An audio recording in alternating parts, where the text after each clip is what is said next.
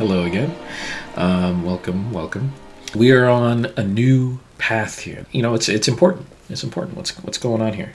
I care about understanding it, unfortunately, because it's also very frustrating. It kind of feels like this.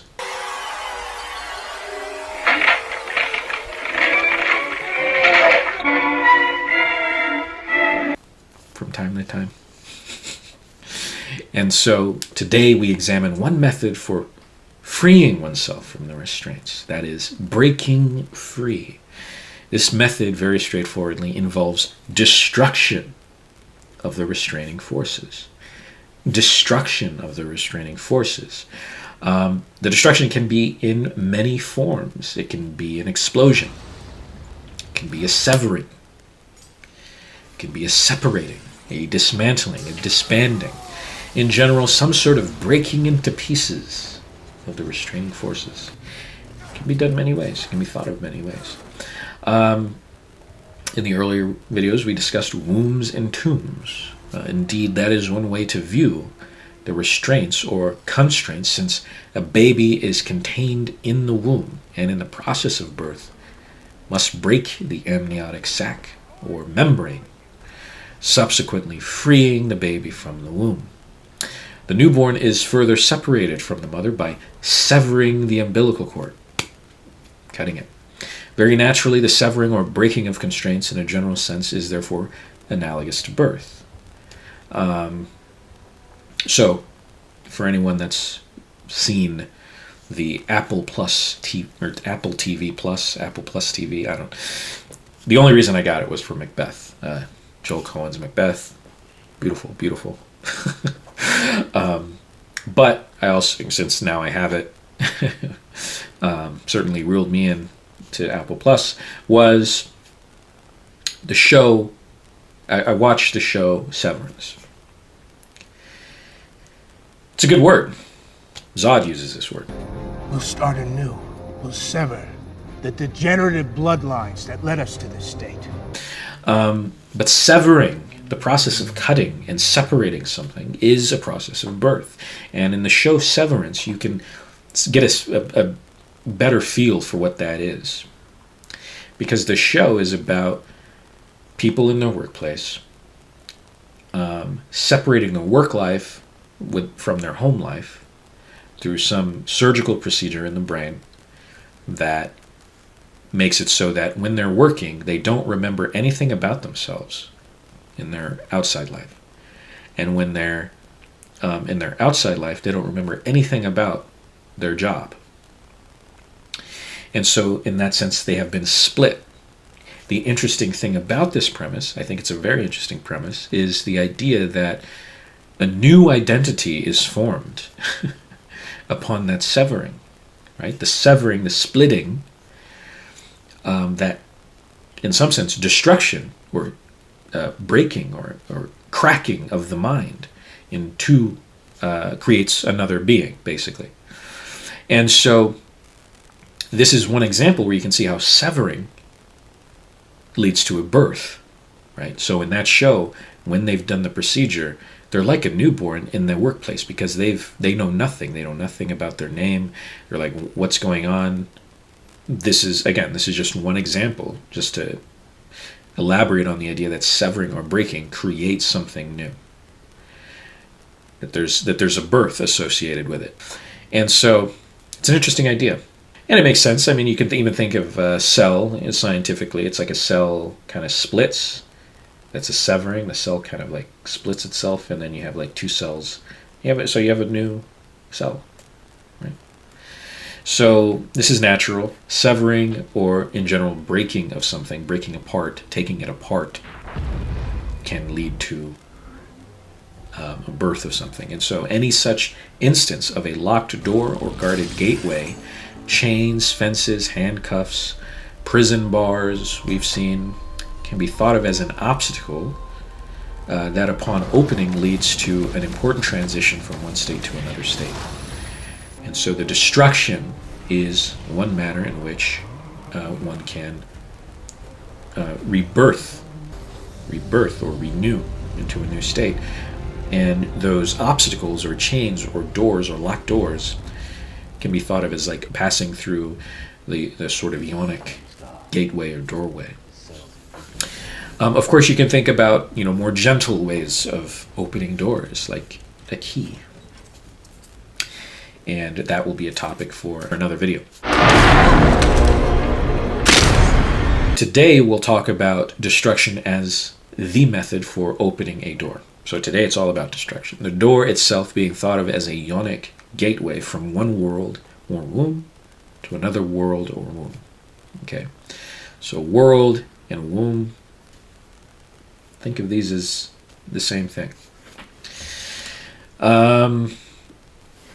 Perhaps the best place to start to motivate the importance of this discussion is when Zod directly says, "And then the destruction of our world freed us." Did I get the pacing right on that? It is the purpose of this video to examine the full extent of such a sentiment in the variety of its manifestations. Zod, of course, was initially restrained within the womb or tomb for psychosomatic reconditioning, right? As he says, it was the destruction of Krypton that freed them. One clear visual example is when much later we see Zod destroy his armor, his confining womb, right, holding him back. Once destroyed, he is free to fly, right? He's free now, and he ascends. So the destruction of the protective armor, the protective womb, or the world surrounding him led to his freedom of flight. Another visual example is after Superman flies Zod through the fields and crashes into a 7-Eleven. Clearly, there is destruction surrounding him, and his armor in particular, the part covering his face, protecting him from the surrounding environment, is destroyed. He takes it off. It's like malfunctioning, and then he just like takes it off. He's breaking off, in my view, he's breaking off the amniotic sac that exposes him to the outer environment. This visual is very similar to when the Flash goes to save Iris, right? So pay attention to just the visual. Because he is moving at supersonic speed, the glass door bends in a similar manner as Zod's. So it bends, in my view, like an amniotic sac. Again, the Flash is breaking free. He's breaking that doorway, or womb. In this case, the womb of the normal world, the world of expectations and societal expectations, the limiting societal expectations that he breaks through beyond. Here, upon the destruction occurring outside with Iris West and the truck driver, the Flash breaks free from the confines of this mundane job, clearly juxtaposed to his higher calling. Perfectly fine job. Nothing wrong with that job. However, is that where he needs to be? Is this his calling? Or does he have a different calling? Is his calling a more direct one, constructive one? Is there something more constructive he can be doing? Let's speak it in those terms. Is this, as his father communicated, a dead-end kind of job, just kind of him running in circles again, sort of psychologically bound to the world of the normal, right? The everyday world, right? So part of his journey is how he is psychologically trapped and holding himself back, as he discussed with his father. We see the center of the dog daycare center is outlined by a fence. Again, we talked about fences and the sort of visual of sort of being confined, like you're confined behind bars, is one manner in which the restraints holding him in can be visually conveyed. There are many that we looked at. In the face of destruction, the rules of the established or normal world can be broken. And so, though he is fenced in, right? Even that phrase, you're feeling fenced in, that idiom, fenced in. That's a confining thing. You're feeling trapped in this state. And one way to break free is to literally break, the doorway down. And so here it's shown literally, but shown literally is symbolic to the actual story of this, the psychological story. And so when he's breaking the door, he's breaking free. He's actually breaking the locks or constraints in his own psyche, the psychological confines of his own mind in that act. Okay. You might be thinking, like, Zod, Barry Allen, those are two completely different characters in completely different circumstances. How are these linked? They are linked because upon destruction, they left the inner world or womb of the safe and confining. Right? Zod is protected, feels protected with his armor. He is now exposed and in some sense reborn to the outer world or womb. And so too for Barry Allen. So he also, like Zod, is now exposed in the exposed world, in the outer world or womb.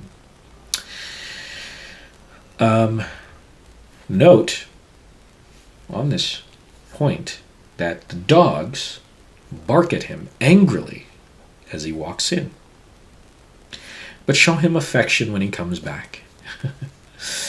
To me, the dogs represent the sort of cosmic voices or forces trying to direct Flash toward his true calling. Instead of searching for a mundane, dead-end job, the forces are angry with him, basically saying, "What are you doing here? Get out of here. This is not your path. This is not your calling. You know you're capable of so much more." This is a dead-end job, right? Reflecting, his father's love for him. Here, it is shown through the dogs, this sort of visual anger. The gods, spelled backwards, is dog. Maybe connection, I don't know. But the gods are angry with him. Or the dogs are angry with him. And so, they bark at him, right? Saying, hey, stop limiting yourself, right? They're angry with him. He's like, stop limiting yourself. You're capable of so much more. This is not what you should be doing. Do something. And then after he exemplified it, then they love him. The dogs are happy. He's satisfied the dogs. Or the gods. So once he put it in true action, they're happy with him. They're like, oh, beautiful. When you've taken steps towards your true path, that's when the gods are happy. When you're taking steps to limit yourself, that's when the gods or dogs are angry. That's cool. And yes, we have to talk about it. The hot dogs are phallic. And the hot dog buns, therefore, are yonic.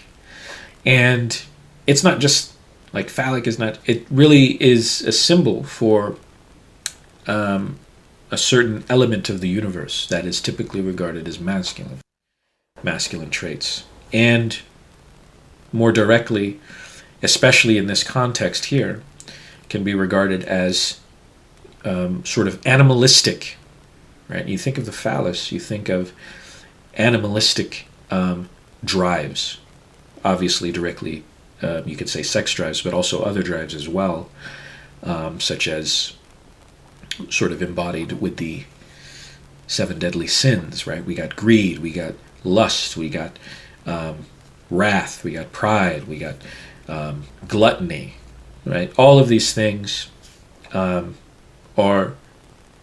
represent the animalistic biological impulses.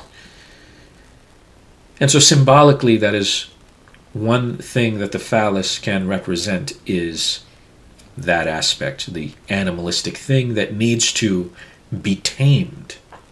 The element of each of the sins is something that biology compels us toward on an everyday basis.